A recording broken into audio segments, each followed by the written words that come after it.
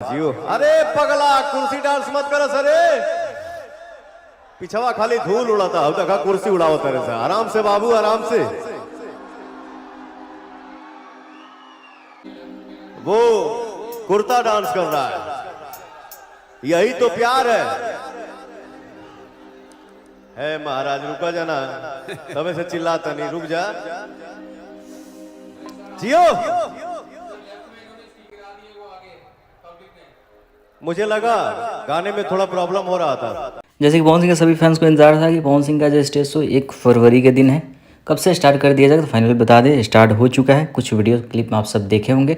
अभी पवन सिंह का programme live ही चल रहा है, तो एक मेरा कोशिश यही रहेगा कि जितना सारा वीडियो है सबसे पहले इस चैनल पे अपलोड करें ताकि आप सब देख सको। इसके लिए चैनल को सब्सक्राइब करो, जितना हो सके इस वीडियो को शेयर कर दो। पवन सिंह तो आज बहुत कुछ बोलने वाले हैं, जहाँ तक मुझे लगता है खैर मूड में है। देखते हैं क्या कुछ होता है, खेसारी लाल यादव को जवाब दिया जाता है या नहीं। आप सब शेयर कर दो, चैनल को सब्सक्राइब कीजिए। मिलते हैं बहुत जल्द नए वीडियो के साथ।